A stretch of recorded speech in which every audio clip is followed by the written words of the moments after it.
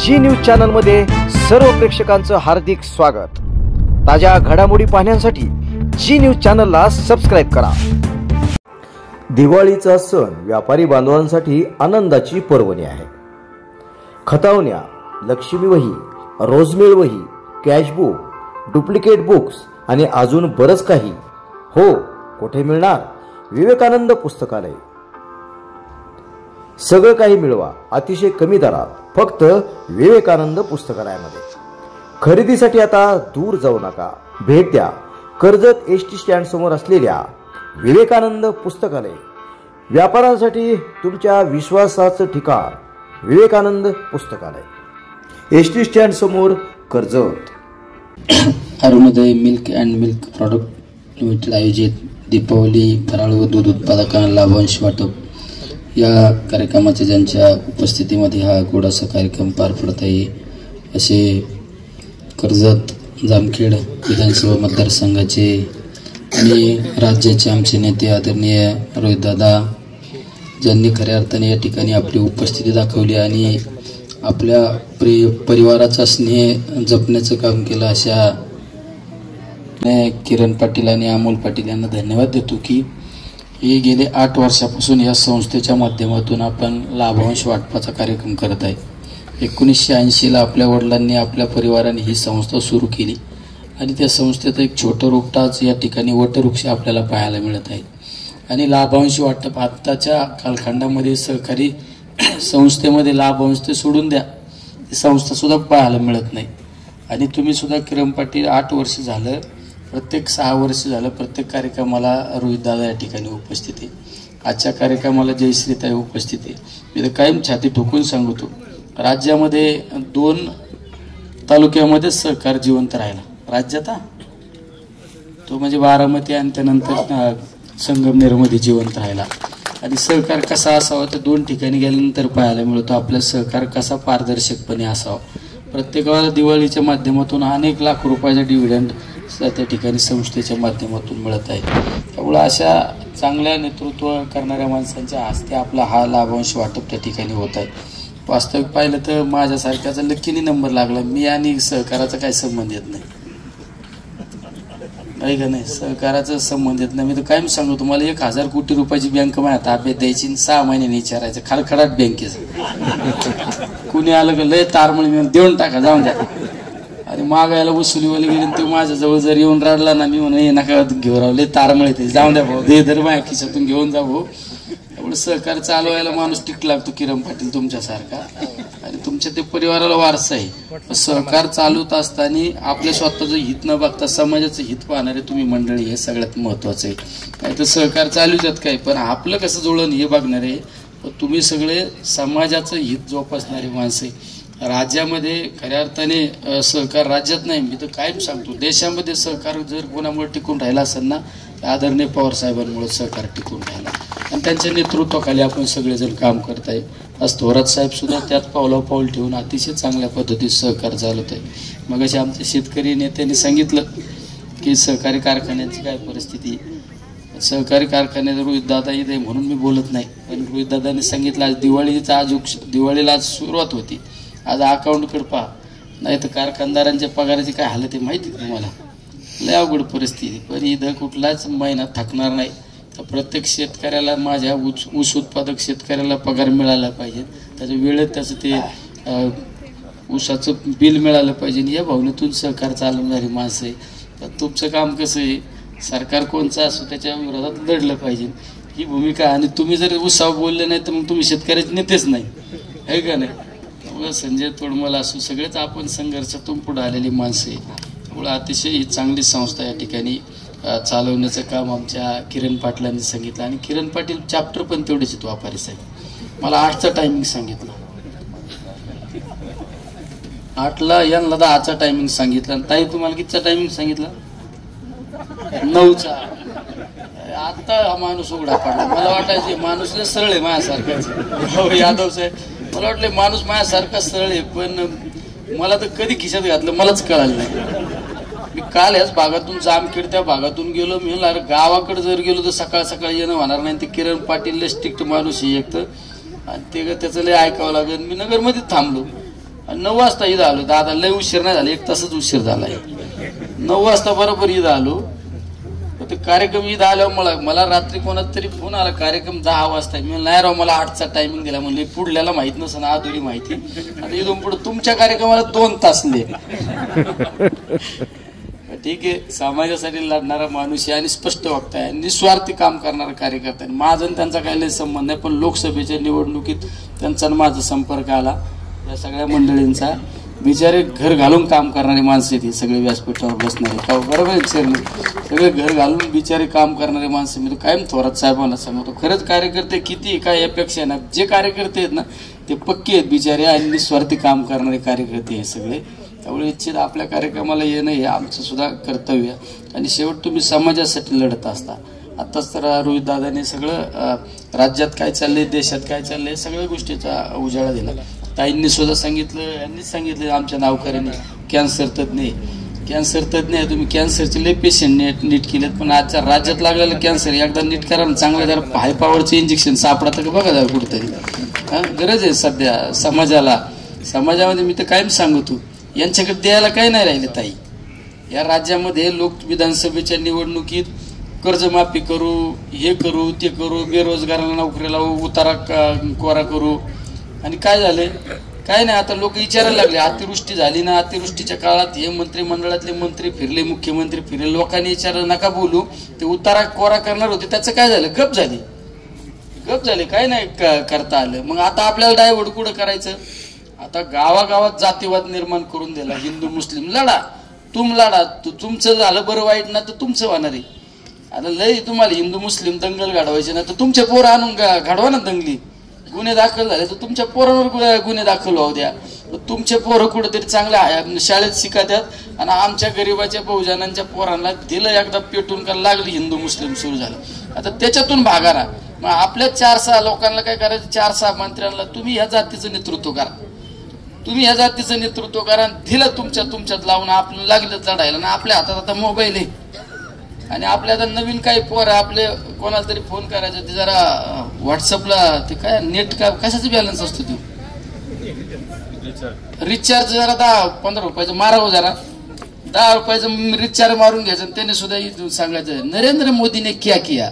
अरे तू आपलं संध्याकाळी खायचं वांद आहे, तू मोदीचं काय विचार करतो, आपल्या लेवलमध्ये खेळ ना.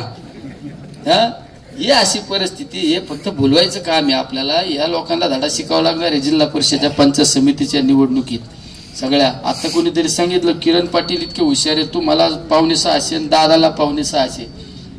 ते नशीब तुमचं गाव हुकला असेल त्या ईव्हीएमच्या यादीतून, नाही तर 5.6 दादा रिवर्स आणि आम्ही रिवर्स झालो असतो. तुमचं काहीतरी सेटिंग असेल, तुमच्या तालुक्यात प्रतिष्ठा टिकली पाहिजे म्हणून नाव हुकलं असेल एखाद दिवस. हे कशामुळे निवडणूक काय झालं हे सगळ्या दुनियाला माहिती. काय यांच्या तोंडावर हसू तरी आहे का. ज्यावेळेस राज्यात गव्हर्नमेंट स्थापन झालं, अरे आनंद कसा असतो, आनंद जनतेचा असतो आणि नेत्याचा आनंद असतो, आनंद झाकून राहत नाही. पण हे ज्यावेळेस सरकार स्थापन करीत होते, जसं काही यांचं कोणीतरी गेलंय, अशी परिस्थिती होती. हे सगळं खोटं आहे, यश आपल्याला फक्त भुलभुलाया केलेलं आहे, आपल्याला फसवलेलं आहे. लाडकी बहिणीचं सांगितलं, लाडकी बहिणीच्या नावाखाली हे मत चोरीचा स्कॅम केलेला आहे मोठा, सगळ्यात महत्वाचा. या आमच्या बहिणी काय एवढ्या लपाट आहे काय, बहिणींना माहिती आहे ना, आलंय त्यांच्याकडून काय यांचं फुकटचं आहे का, घ्या. पण हे काम करणारे माणसं यांच्या पाठीशी उभं राहिली पाहिजे. ते बिल बिचाऱ्यांच्या नावावर फाडले ताई, हे बिल बिचाऱ्या यांच्या नावावर फाडलेले हे. पण हे केल्यामुळं आता येणाऱ्या जिल्हा परिषद पंचायत समितीच्या निवडणुकीत काम करणाऱ्या माणसांच्या मागे उभा राहा. अरे मी सुद्धा ज्यावेळेस संसदेत गेलो तर माझ्या होता आरोप केला, म्हणले याला तिथे इंग्रजी बोलावं लागते, हिंदी बोलावं लागते. अरे आम्ही काय नाही लोकांना दाखवून दिलं ना, मी पहिल्या झटक्यात इंग्रजीत भाषण करून टाकलं. त्याला काय लागत, एवढं अवघड आहे का. मला जर कोणी म्हणलं तर उर्दू बोलावं लागेल, उर्दू पण बोलन, एवढं काय अवघड काय नाही. शेवट आम्ही जिथं पाऊल टाकीतो ना तिथं पाणी काढायची धमक आमच्या. ते आतापर्यंत कोणी खासदार बघितलं कांद्याचं आंदोलन करणारा, दुधाचं आंदोलन करणारा, काय मग आम्ही दादांनी सांगितलं तसं. शेवट आम्ही आदरणीय पवार साहेबांची मावळे म्हणून तिथं लढतो ना, तर सक्षमपणे लढतो. कांद्याच्या बाबतीत आम्ही कांद्याचा भाव थोडा ढासळला का आम्ही लगेच ताईंच्या नेतृत्वाखाली, मी असू, बाप्पा असू, भगरे सर, आमचे भैया असू, सगळे आम्ही मंडळी त्या ठिकाणी लगेच कांद्याच्या गळ्यात माळा घालतो का लगेच आंदोलन. एक दिवस तर मी आता मध्ये आंदोलन केलं, मी म्हणलं कांदेच घेऊन जातो त्या सभापतीलाच मारितो फेकून. मला बाकीचे म्हणले सस्पेंड करताना म्हणलं तसा पण मला कटाळा आला यायचा. म्हणजे सांगायचं तात्पर्य त्यांना आम्ही जाब विचारण्याचा प्रयत्न करत असतो. दुधाच्या बाबतीत मध्ये आंदोलन केलं. आता दूध उत्पादकांचं सांगतो आम्ही आंदोलनामध्ये आमची भूमिका काय होती, उत्पादन खर्चावर दुधाचा बाजारभाव ठरला पाहिजे. तुम्ही सांगा बरं, तुम्ही एवढे तुम्ही बाबा दूध किती तुमचं काय ना, तुम्ही माझ्यासारखे दिसता. तुमचं किती दूध आहे? 20 लिटर दूध आहे. दुधाला उत्पादन खर्च किती सांगा बरं? नाही ते असं डोबल नाही सांगायचं. उत्पादन खर्च दुधाला 1 लिटरला खर्च किती येतो अंदाजे? त्यांना मार्गदर्शन नाही करायचं तुम्ही. किती येतं? तर दुधाला उत्पादन खर्च हा 40 ते 42 रुपये लिटर दुधाला उत्पादन खर्च आहे. बरोबर ना दादा? का चुकलं माहिती काय केली? हा 40 ते 42 रुपये लिटर दुधाला उत्पादन खर्च आहे. तुम्ही बघा, आपण सकाळी उठल्या आपली बिचारी माता माऊली सकाळ सकाळ उठते लगेच शेणकूर करीती.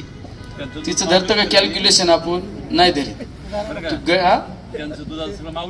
करते ना, त्याच्यामुळेच माहित नाही. बरं आहे आपलं रामकृष्ण हरी आणि वाजवा तुतारी. म्हणजे ती बिचारी सकाळी शेणकूर करीती, धारा काढी. आपण गाडीला कॅन्डल लटकावले का दूध घालतो, पण आपला पेट्रोलचा खर्च धरीत नाही. ती बिचारी काबाड कष्ट करते ते धरीत नाही. मका तोडून आणते ते धरीत नाही. घास धरीत नाही. हे सगळं काहीच धरीत नाही. आपण फक्त काय करतो, सरकी पेंट काय आणतो दुकानातून तेवढाच हिसाब धरतो ना. आपण म्हणतो 20-22 रुपये लिटर. हे सगळं कॅल्क्युलेशन केलं तर 40-41 रुपये लिटर दुधाला उत्पादन खर्च आहे. तर आम्ही काय मागणी केली, उत्पादन खर्चावर बाजार ठरला पाहिजे. कमीत कमी 50 रुपये लिटर तरी बाजार ठरला पाहिजे. ही आमची मागणी. आमची काय, आम्ही नागपूरला सुद्धा अधिवेशन दादांच्या नेतृत्वाखाली आम्ही नागपुरामध्ये मोर्चा काढला. तिथं सुद्धा तीच मागणी होती. ही मागणी आम्ही त्या संसदेच्या गेटवर मांडली. संसदेमध्ये पाखरू सुद्धा जात नाही. दुधाचे केंद्र घेऊन गेलो डायरेक्ट गाडीत. बरोबर मी पुढे बसलो. मला कोण आडवायचं एवढं सोपं आहे काय? माग केंद्र ठेवले, आडवायला लागले की म्हणायचं. पुढं गेलो मी, घाई त्या पायऱ्याकडे गेलो. ते पोरं गाडीतून केंड काढतात, पोलिसांनी बघितलं आणि ते केंड चालू. मी पळत गेलो. मी त्याला हे वाजवलं आयला शेतकऱ्याचंच असं ना रे म्हणलं, आपल्या महाराष्ट्रात होतं. लगेच केंड घेऊन आलं आणि तिथं मिक्सिंग दूध कसं होतं, दुधाचं काय परिस्थिती आहे, लगेच आम्ही तिथं प्रात्यक्षिकरित्या करून दाखवलं दुधाचं. शेवट तिथं सुद्धा बाजू मांडण्याचा प्रयत्न केला. शेवट आपण काही मिरवायला जात नाही त्या पदावर. आपण एखाद्या ठिकाणी गेल्यानंतर आपल्या शेतकऱ्यांच्या, आपल्या लोकांची बाजू मांडण्याचा प्रयत्न केला पाहिजे. हे सगळ्यात महत्वाचं. तर शेवट आपण गेलं तर काय, समाजासाठी तुम्ही काही करू शकले नाही तर उपयोग नाही. आता मागच्या कालखंडामध्ये मी आणि दादा आम्ही बरोबर काम केलं विधानसभेत. राज्यात सगळ्यात जास्त निधी जर कुणी आणला असेल ना खिचून या कर्जत जामखेडमध्ये, ते म्हणजे दादांनी. राज्यात सगळ्या आमदारांपेक्षा सगळ्यात तुम्ही आज शासकीय इमारती बघा कर्जत जामखेडच्या, एकदम चांगल्या इमारती उभ्या केल्या. अरे एवढं काम करणारे माणसं सगळे, आज पण सगळं एवढा व्याप असताना. काल परवा मला दादा पुण्यात विचारलं, मी आपल्या श्रीरंग बारणेंच्या कार्यक्रमाला गेलो त्या मुलाच्या साखरपुड्याला. मला एक जण विचारलं दादांचं लीडचं कशी परिस्थिती. म्हणलं सगळ्या दुनियाला माहिती आहे ना कसं काय. म्हणलं दादा इतका काम करणारा माणूस, पोरग जन्माला आल्यापासून तर शेवटच्या क्षणापर्यंत विचार करणारा माणूस मतदारसंघातला. बरोबर आहे ना, एवढं काम करणारे माणसं आहे. तर निवडणुकीच्या कालखंडात काही भूछत्र उगातात. आता सुद्धा तुम्ही गावागावात जा, जिल्हा परिषद पंचायत समितीच्या निवडणुका लागल्या ना, आता लग्नाला लोक मैतीला जागाला गावात सांगून ठेवतात. कोणाचं दसक्रिया असते ते मला सांग बरं. बरोबर ना ताई, सांग बरं का, हे असलं तर सांग. आणि एकदा निवडणूक झाली का दुसऱ्या दिवशी कोणी फिरकायला तयार नाही. काही लोकांना घेणं देणं नाही. हे स्वार्थी, आम्ही सगळी इथं बसलेले काम करणारे माणसे, समाजासाठी धावून जाणारे माणसे, रात्र अपरात्री काय विचार करणारे माणसं. यांनी सांगितलं का 11 वाजेने यांचं ऑफिस चालू असतं आणि 11 नंतर माझं चालू असतं पाठ 4 वाजेपर्यंत. मग त्या रात्रीचं ऑफिस चालवणं लय अवघड आहे दादा. तुम्ही रात्रीचं ऑफिस चालून बघा, काही पण फोन येतो. मला रात्री 2:30-3 वाजता फोन येतो, हॅलो. मी म्हणतो हॅलो, मला वाटतं याचं काय दवाखाने बिवखान्याचं काही लफडे का बघा. विचारलं काय रे तुम्ही फोन उचलता का नाही म्हणून फोन केला. एक दिवस तर मला असा फोन आला रात्री 2 वाजता. म्हणलं काय रे, ते जरा हॉटेलवालाच आम्हाला उघडीत ना, तेवढं हॉटेलवाला उघडायला सांग. असे काही फोन आहेत. त्या कधी कधी येतो पोलिसांनी अडवले. मग पोलिसाला मी विचारतो जरा आजारी का. आजारी म्हणजे आमची कोडवड भाषा आहे, ओके का. जर म्हणलं ओके, मग पोलिसाला म्हणतो साहेब जर तुमच्या मोबाईलवरून फोन करा. त्याच्या मोबाईलवरून फोन केलं का, या आरामखोरात 2 तास बसून ठेवा. याची दारू उतारली का पण फुकाट सोडा, याचे काही पैसे वेगळे घेऊ नका. आमचा कसा का असा ना आमचा आहे, पण आता जर सोडला तर कोणाला तरी धडकायला बसलाय, ही सुद्धा काळजी केली पाहिजे सर. हे शेवट लोकप्रतिनिधी म्हणजे हे सगळं आपलं पोटात घ्यायचं, औषे गवशे नवशे सगळ्यांना बरोबर घेऊन चालायचं. शेवट निधी बिधी आता हे आमचं लय अवघड झाली, राज्यात नाही वर पण नाही. आता मला दिलं मग रस्ते बिस्ते, तर रस्त्याचं काम मार्गी लावते नाही, हुशार आहे. हे सभा मंडप वगैरे मला सांगा, आपला जरा जेवढा हात आहे तेवढाच आहे का नाही, जेवढं करता येईल तेवढं करू. आम्हाला निधीच किती आहे, 5 कोटी रुपये जायला. 6 तालुक्यात 5 कोटी कसं वाटायचं, डोकं आउट झाले पाहिजे. पैसे येऊन पडलेत, पण आता यादीच कशी व्हायना दादा. आपण आमदार असताना आपल्याला 5 कोटी होती, आता आम्हाला 6 तालुक्यात 5 कोटी रुपये निधी आहे. करायचं काय सांगा बरं, तिथं दुसरं काय शक्कलच आला ना, शक्कलच आला ना. मग आता काय करायचं, शेवट सुखादुःखात सुद्धा गेलं पाहिजे. अतिवृष्टी कालखंडामध्ये सुद्धा आम्ही प्रत्येकाला मदत करण्याचं. तुमच्या सण समारंभासाठी मोठे बँक्वेट हॉल, गार्डन लॉन्स, लग्न, वाढदिवस, इतर कार्यक्रमासाठी परिपूर्ण जागा, 400 लोकांकरिता हॉल व 2000 लोकांच्या क्षमतेचं लॉन, हे सगळं मिळेल एकाच ठिकाणी आमच्या लकी हॉटेलमध्ये. व्हेज की नॉन व्हेज, तुमच्या आवडीचा प्रत्येक स्वाद आमच्याकडे खास मेन्यू मध्ये. तोंडाला पाणी सुटेल असे स्टार्टर पासून ते स्वीट्स, सगळं काही एका ठिकाणी. आमच्या रूम्स म्हणजे तुमचं दुसरं घर. प्रशस्त जागा, स्वच्छ वातावरण आणि 24 तासांची सोय. इथे थांबलं की प्रवासाचा थकवा क्षणात नाहीसा होतो. आमचा पत्ता अहिल्यानगर, कर्जत, जिओ पेट्रोल पंप जवळ, राशीन रोड, तिरुपती नगर. ठेवणी कायमच्या होतात. ठिकाण योग्य असेल तर म्हणूनच आजच बुक करा आमचं लकी हॉटेल.